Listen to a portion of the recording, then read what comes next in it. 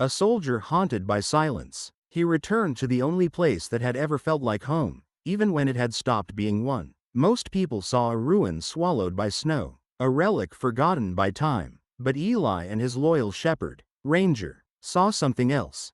A promise buried beneath the cold, waiting for someone who still believed in second chances. Because sometimes the things we try hardest to forget are the very places that remember us most.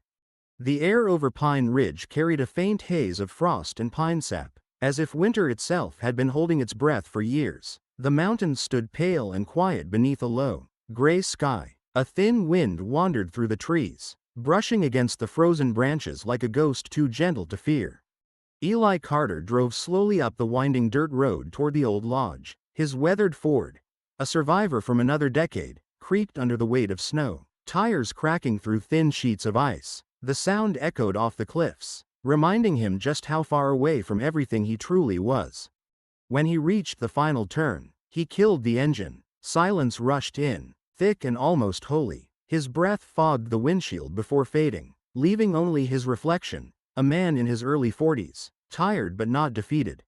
His face bore lines carved by endurance rather than age. Short brown hair had grown uneven, streaked with silver at the temples. A few days' beard shadowed his jaw, emphasizing the hard angles beneath. He had a soldier's frame, broad, still braced inward, as if waiting for an explosion that would never come.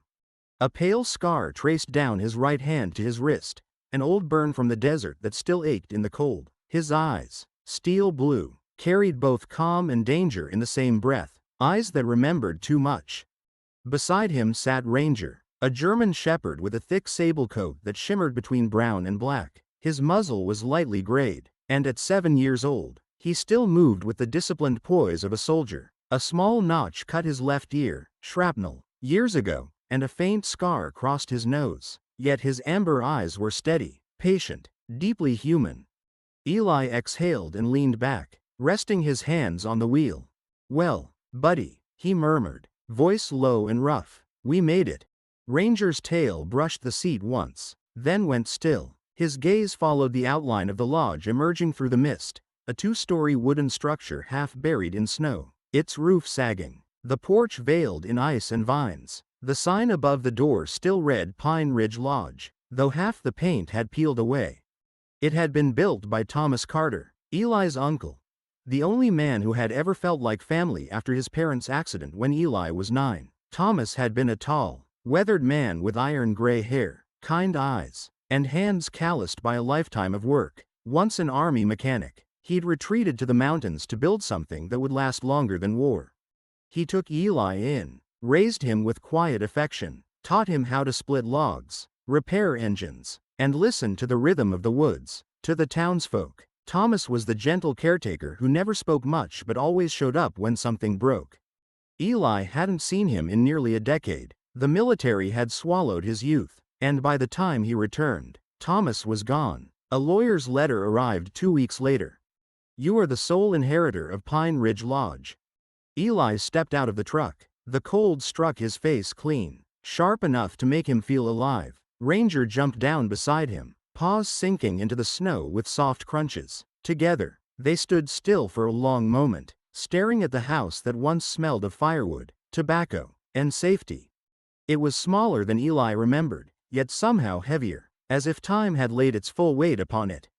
He walked forward slowly, boots pressing deep into the untouched snow. The air smelled of cedar and rust. When he reached the porch, he ran his gloved hand along the railing, rough, splintered, cold. Beneath the decay, he felt a faint pulse of memory.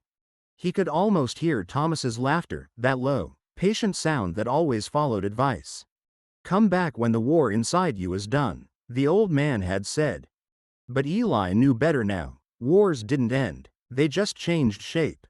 He turned the door handle. It groaned, stiff from disuse, and the scent of dust, pine, and old smoke drifted out. The interior was dim, light slipping through warped shutters. Dust floated like ghosts refusing to settle. The furniture remained as it had been, a stone fireplace stacked with gray logs, a small table beside it, a rusted lantern. It looked as if Thomas had simply stepped out one day and never returned. Ranger padded inside first, nails tapping lightly against the wood as he sniffed every corner. Tracing stories long gone. Eli followed, his boots creaking. The walls were still strong, solid pine beneath years of neglect. Then he saw it. A small envelope resting on the mantel, edges yellowed with time. The handwriting was unmistakable. If you're reading this, it means I'm gone. The lodge is yours now. She's old and weary, but her heart's still good, maybe like us. Don't sell her, fix her. You'll find what you need in the basement. Trust your instincts, and trust that dog. Uncle Thomas. Eli's throat tightened. His uncle's voice seemed to echo through the room, warm even in absence. He folded the note, slid it into his coat, then crouched beside Ranger. Looks like the old man's given us a job, he murmured. Ranger tilted his head, tail giving one slow wag. The next few hours blurred. Eli opened windows, swept cobwebs, fed dry wood into the fireplace. He found old photographs, Thomas standing beside soldiers in front of the lodge in its early days, faces bright, uniforms crisp, the world still full of promise. In one photo, Eli himself appeared, 18, grinning, unaware of how quickly youth fades. As the fire crackled, he noticed a narrow door near the kitchen, painted over but clearly leading downward. A brass padlock hung there, tarnished yet unbroken. The key dangled from a nail above, left there deliberately. You'll find what you need in the basement. He turned the key, the lock clicked open, and the door creaked wide, exhaling a breath of cold earth. The scent of soil, oil, and iron drifted up. He took a flashlight from the shelf and shone it down the steps. The beam cut through the dust like fog. The basement was small but orderly. Boxes lined the walls, labeled in Thomas's careful handwriting, tools, supplies, receipts. But in one corner sat a single wooden crate, newer than the rest, marked with one word, Ranger. Eli frowned, stepping closer. The dog followed, tail still, ears forward. The lid wasn't nailed, only latched. Eli's heart thudded as he lifted it. Inside lay an old military tag, a folded flag, and a sealed envelope resting atop a worn leather collar. On the brass plate, engraved simply, Ranger. A note was attached. Not all things we save are meant for war. Some are meant for healing. T.C. Eli sat back, the glow of the flashlight trembling across his face. Memories flooded in. The wreckage. The nights when Ranger had found him buried under fire and smoke. The letters from Thomas that had been his only link to home. He realized, slowly, that this place, this dog, this moment, they were all part of the same truth. Thomas hadn't been preparing him to survive. He'd been preparing him to rebuild. Eli replaced the collar gently, closed the crate, and turned off the light. The darkness didn't feel suffocating anymore. That night, as he sat by the fire with Ranger curled beside him, snow fell soundlessly through the pines. The firelight painted the walls gold. Eli stared into the flames and felt something stir inside him, not joy, not sadness, but a quiet resolve. This place isn't dead, he whispered, it's just waiting. Ranger's ear twitched as if he understood. And for the first time in years, the silence felt like peace. Morning came restless. The mountains rumbled beneath a rising wind. By the time Eli stepped outside, the world had turned sharp and gray. He was patching the roof, not out of duty, but instinct. Each hammer strike echoed across the valley, clean, steady, the rhythm of a man who only knew how to keep things from falling apart. Below, Ranger paced the porch, nose to the wind, uneasy. We'll beat it, old boy, Eli said, just a few more nails. But the storm was already there. The wind roared through the trees, snow swept sideways in silver sheets. Within minutes, the mountain blurred into chaos. Eli tightened the last board, climbed down, and heard it. A cry, thin, human. Ranger's head snapped up, one bark, sharp as a gunshot, then another. He lunged toward the woods. Wait, Ranger, Eli called, but the dog was gone, a streak of sable against the white. He followed, lungs burning, snow clawing at his boots. The forest swallowed him whole. He could barely see an arm's length ahead, but Ranger's shadow cut through the storm like instinct. Then came another cry, weaker, followed by the collapse of something heavy into snow. Eli stumbled forward and found her. A woman curled in the drift, one leg twisted beneath her, a wool hat barely clinging to her head. Ranger was already there, pressing close, shielding her with his body. Hey, Eli knelt beside her. Don't move, I've got you. Her eyes fluttered open, dark hazel, rimmed with exhaustion. I lost the road, she whispered. The storm came faster than I thought. You're lucky he found you, Eli said, nodding toward Ranger. Can you stand? I think so.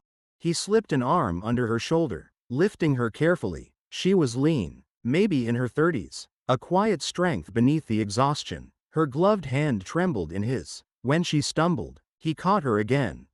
Where are we going? She asked. Somewhere warm.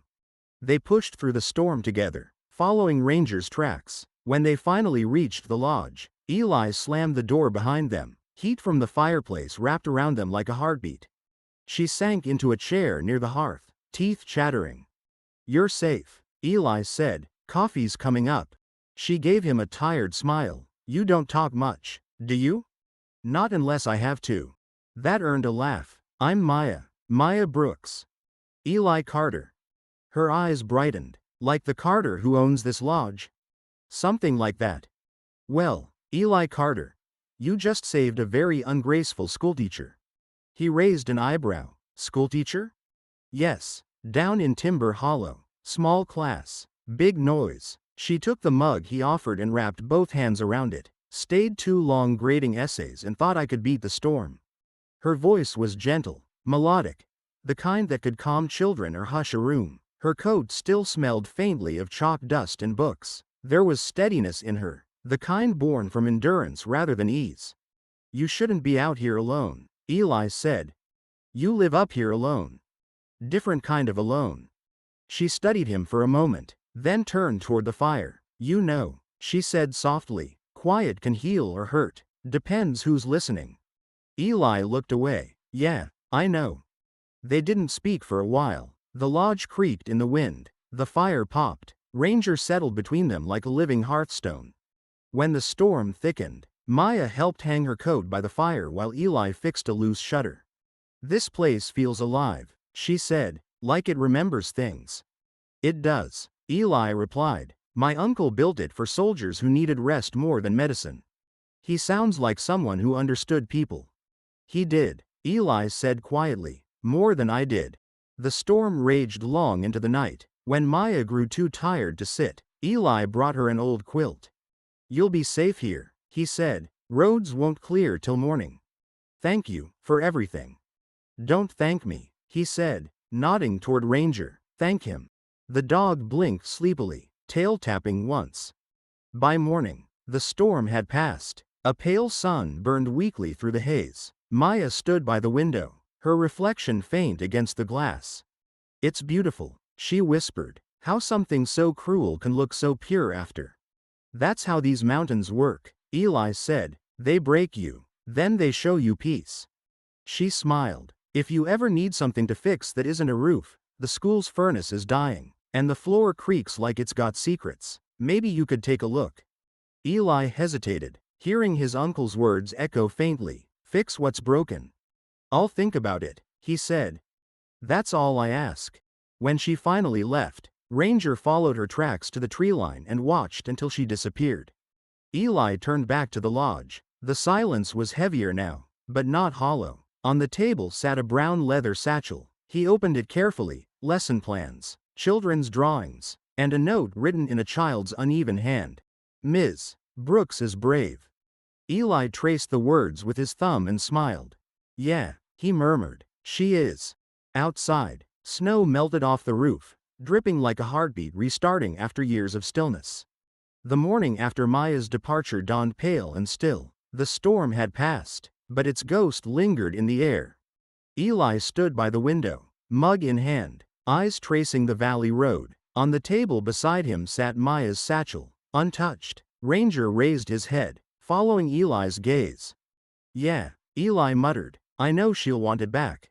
He hesitated. For years, leaving anywhere had been hard, but something in Maya's quiet courage had cracked that stillness. He slung the satchel over his shoulder and stepped outside. The road toward Timber Hollow wound through pine forest and ridges dusted with new snow. The air smelled of thawing sap and wet bark. Halfway down, Eli saw smoke rising between the trees, a steady gray plume. He followed it until a cabin appeared, small but sturdy, built from darkened logs. Outside, a man was splitting wood, the rhythm of his axe clean and measured. "Morning," Eli called. The man looked up but didn't stop. He was in his 60s, broad-shouldered, solid, iron-gray hair framed a face carved by time. "Morning," the man replied. "You're not from down the ridge?" "No," Eli said. "Name's Carter, Eli Carter." The axe paused mid-swing. The man's sharp eyes studied him. "Carter, Thomas's boy?" Eli blinked. "His nephew. You knew him?" The man set the axe aside and wiped his hands on his flannel shirt. "Frank Dawson. Helped your uncle build that lodge, 40 years ago. Give or take. Didn't think anyone was left to look after it." Eli nodded. "Didn't either, till he left it to me." "Figures." Frank's mouth twitched. He always said that place would come back to family. He motioned toward a tree stump near the block. "Sit if you're not in a rush. Coffee's on the stove, won't kill you, probably." Inside, the cabin smelled of cedar and oil. Hand tools lined the shelves, and a single photograph hung by the door, 2 young soldiers leaning on a jeep. Thomas Carter was one. The other, younger, leaner, was Frank. "France, 71, Frank said, noticing Eli's gaze. "Maintenance crew. Thomas could fix anything with wire and prayer. Hell of a man." "Yeah," Eli said softly. "He was." Ranger curled by the door, tail flicking once. Frank eyed him. "That your mutt?" "Shepherd," Eli corrected. "Name's Ranger. Served with me overseas." Frank's expression softened. "Had one like that once. Max. Smartest damn animal I ever knew. Took shrapnel for me back in Kuwait. Didn't make it home." The silence that followed was thick but understanding. "Sorry," Eli said quietly. "Don't be," Frank replied. "He was a better soldier than most men I knew." He poured 2 mugs of black coffee. "So what brings you out my way? You don't strike me as the social type." Eli set Maya's satchel on the table. "A teacher stayed at the lodge during the storm. Maya Brooks. She forgot this." Frank nodded. "Maya teaches down at Timber Hollow. Comes through here Fridays. You can leave it with me." "I'll bring it myself," Eli said. Frank smirked. "You're a lot like your uncle, stubborn enough to fix what doesn't ask to be fixed." "Is that so?" "Yeah, Thomas built that lodge not just for rest, for men like us. Said soldiers don't come home, they just change uniforms. Wanted a place where the broken could learn to be human again." Eli stared into his cup. "He left me a note. Said not to sell it, said to fix it." Frank's eyes lifted. "Then maybe you're the..." If this tale moved you, if you felt the tension, the heartbreak, and the triumph, please support our channel by hitting the like button and subscribing. Your support means the world to us and helps us bring more thrilling, emotional, and inspiring stories your way. Leave a comment below and let us know what you think. Do you believe dogs have an extraordinary sixth sense? Share your thoughts and personal stories with us. Thank you for watching, and we'll see you in the next video.